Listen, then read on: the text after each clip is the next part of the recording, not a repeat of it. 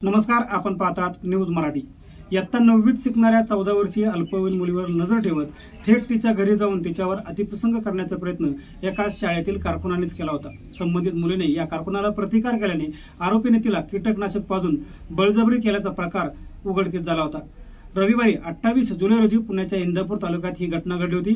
दरम्यान अकलूजमधील खासगी रुग्णालयात या अल्पवयीन मुलीवर उपचार सुरू होते आणि या दरम्यानच या मुलीचा आज मृत्यू झालाय। त्यामुळे इंदापूर तालुक्यात एकच खळबळ उडाली। उरण येथील घटना ताजी असतानाच इंदापूर तालुक्यात देखील थरकाप उडवणारा हा प्रकार घडलाय। त्यामुळे मुलींच्या सुरक्षेचा प्रश्न आता निर्माण झालाय। रणजित जाधव असं अटक केलेल्या आरोपीचं नाव असून पोलिसांनी आरोपी विरोधात जीवे मारण्याच्या प्रयत्नासह बालकांचे लैंगिक अपराधापासून संरक्षण अधिनियम 2012 कलमनुसार गुन्हा दाखल केलाय। आता या मुलीचा उपचारादरम्यान मृत्यू झाल्याने या आरोपीच्या विरोधात पोलिसांकडून खुनाचा देखील गुन्हा दाखल केला जाणार आहे।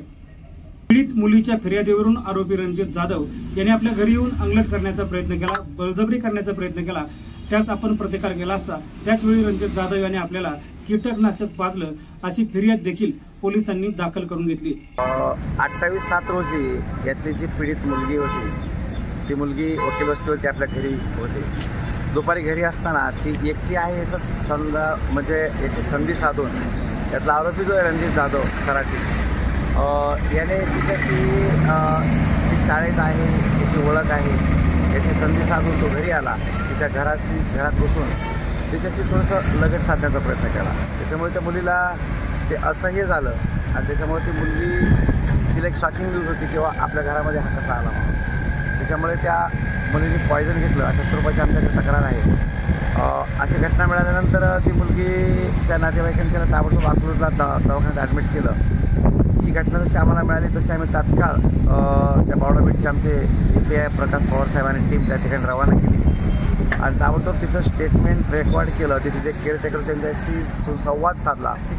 त्याच्यानंतर जीवे ठार मारण्याचा प्रयत्न केला म्हणून आमच्याकडे गुन्हा दाखल केलेला आहे आणि गुन्ह्याचं गांभीर्य पाहून एक ती पीडित मुलगी आहे, महिलाविषयक गुन्हा आहे याचं गांभीर्य ओळखून आमचे माननीय पोलीस अधीक्षक पंकज देशमुख साहेब, माननीय अप्पर पोलीस अधीक्षक संजय जाधव साहेब आणि माननीय DYSP डॉक्टर सुदर्शन राठोड साहेब यांच्या मार्गदर्शनाने आम्ही हा गुन्ह्याचा तपास करत आहोत आणि त्या आरोपीला पण आम्ही अटक केलेलं आहे आणि त्याला अटक करून माननीय न्यायालयात 12 सत्र न्यायालयात आम्ही हजर केलेला आहे आणि आरोपी सध्या PCR सदर गुन्ह्याचा तपास पोलीस उपनिरीक्षक पुंडलिक गावंडे साहेब हे करत आहेत आणि आमची टीम त्यांना वेळोवेळी मदत करत आहे आणि तपास कसोशीने करून अशा गुन्हेगारांना शिक्षेपर्यंत कसं पोहोचता येईल याचा आमचा प्रयत्न आहे। सर, तो आरोपी कुठं कामाला होता, काय माहिती काहीतरी कळते?